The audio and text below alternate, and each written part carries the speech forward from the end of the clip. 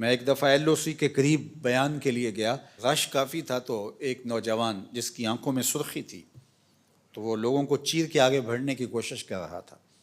انتظامیہ نے روکنا چاہا تو میں نے اشارہ کیا کہ اس کو قریب آنے دیا جائے، تو وہ قریب آیا اور کپ کپاتے ہوئے ہونٹوں سے اس نے مجھے کہا کہ میں آپ کا سن کے بارڈر سے آیا ہوں، بس یہ میرے لیے دعا کیجیے اللہ مجھے شہادت عطا کر دے۔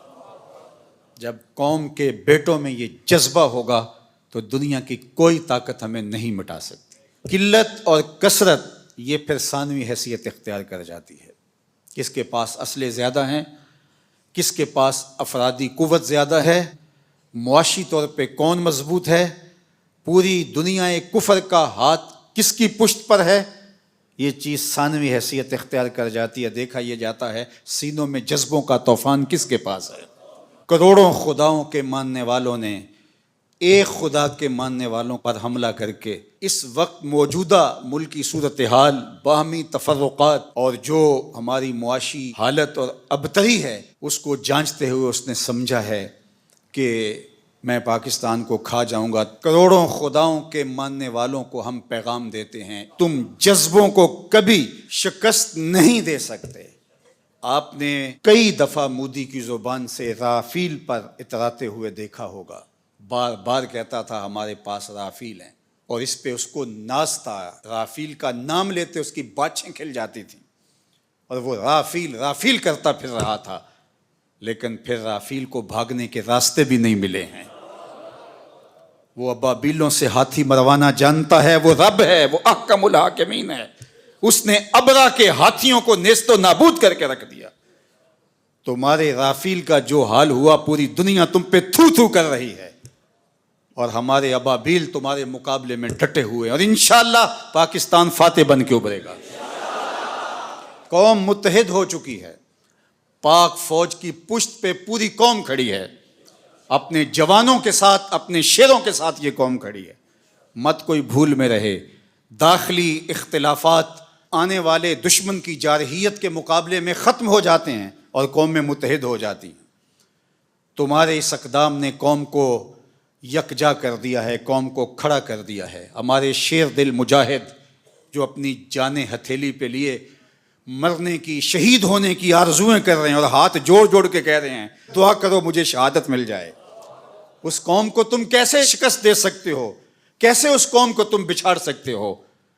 تم نے اس قوم کو للکارا ہے جو رب کی طاقت پہ بھروسہ رکھتی ہے، جو جہاد فی سبیل اللہ پہ بھروسہ رکھتی ہے، شہادت جس کے لیے سعادت کا تاج ہے۔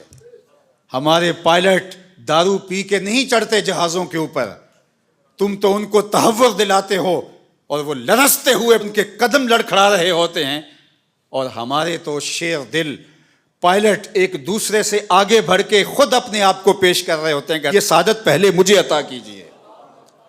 تم ایم عالم کی داستانیں بھول چکے ہو، یہ انہی کے فرزند ہیں، یہ انہی کے بیٹے ہیں، اور یہ قوم انشاءاللہ سرخرو رہے گی، سر بلند رہے گی۔ تم بھول گئے، تم نے سمجھا کہ یہ باہمی افتراق میں مبتلا ہے، اور آج اسرائیل کے بل بوتے پہ پھدک رہے ہو۔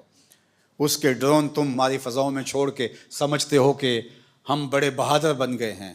یہ تمہارے ڈرون اور تمہارے طیارے اور تمہاری توانائی اور تمہارے آلات حرب و ضرب یہ تمہارے لیے ہی جہنم بن جائیں گے، اور انشاءاللہ آج نہیں تو کل پاکستان کا جواب دیکھنے والا ہوگا، دنیا دیکھے گی انشاءاللہ۔ ہم سرخرو ہوں گے، سر بلند ہوں گے، اسلام کا جھنڈا پوری دنیا کے اوپر لہرایا جائے گا۔ اللہ اکبر! یہ کیا ہمارا مقابلہ کریں گے؟ یہ گائے کا پیشاب پینے والے، آب زمزم پینے والوں کا مقابلہ کیسے کر سکتے؟ وہ گائے جس کا پیشاب اس کا اپنا بچہ نہیں پیتا، وہ دودھ پیتا ہے، پیشاب نہیں پیتا، تو یہ کیا ہمارا مقابلہ کر پائیں گے؟ ان کی پتلونیں ابھی سے گیلی ہونی شروع ہو گئی ہیں، ذرا ان کی چیخ و پکار دیکھو، ان کے میڈیا ہاؤسز کے اندر کس طرح چیخ اور چلا رہے ہیں، اور پیچھے ان کا خوف ملاحظہ کیجئے، اور اس قوم کا جذبہ بھی دیکھیے۔ ابھی ڈرون بعد میں گرتا ہے، یہ پہلے پہنچے ہوئے ہوتے ہیں اور وہاں جا کے تحور آمیز نعرے لگا رہے ہوتے ہیں۔ اس قوم کے جذبوں کو کیسے تم مات دے سکتے ہو؟ کوئی سراسیمگی، کوئی خوف اور کوئی ڈر اس قوم کی کھلڑی میں پیدا نہیں ہوا۔ یہ قوم جو کہہ رہی ہے کہ فوری جواب دیا جائے، انہیں اپنی جانوں کا ڈر نہیں، یہ پاکستان کی آبرو کے لیے بات کر رہی ہے۔ کہ ہماری سرزمین پر انہوں نے یہ جرت کیوں، اس بزدل دشمنوں نے مسجدوں کے اوپر میزائل مارے. ہم ایسا نہیں کریں گے انشاءاللہ. ہم وہاں ماریں گے تمہاری چیخیں دنیا سنے گی انشاءاللہ. اور سرخرو اور سر بلند رہے گا یہ وطن انشاءاللہ. اس کا جھنڈا سبز ہلالی پرچم جس کا رنگ گنبد خضرا کے رنگ والا ہے، یہ جھنڈا قیامت تک یوں ہی لہراتا رہے گا. گنبد خضرا کا فیضان ہے یہ وطن، رسول اللہ کی نگاہ کا فیضان ہے یہ وطن، اولیاء کی نظروں کا فیضان ہے یہ وطن. اس وطن کو مٹایا نہیں جا سکتا، قیامت تک یہ وطن باقی رہے گا. قوم یکجا رہے، اپنی پاک بہادر اور مسلح افواج کے پیچھے پوری قوت کے ساتھ کھڑی رہے. انشاءاللہ پاک فوج آپ کو مایوس نہیں ہونے دے گی. ہمارے مجاہد، ہمارے سپاہی، ہمارے سپہ سالار، ہماری فوج کا ایک ایک فرد سینہ سپر ہے دشمن کے مقابلے میں. اور انشاءاللہ آپ آج نہیں تو کل دیکھیں گے کہ دشمن کو بھاگتے ہوئے راستہ نہیں ملے گا اور اسلام کا پرچم سر بلند ہو رہا ہوگا اور پاکستان زندہ باد کے نعرے لگائے جا رہے ہوں گے. آئیے میرے ساتھ نعرہ بلند کریں. نعرہ تکبیر، نعرہ رسالت، اسلام، پاکستان، پاک فوج.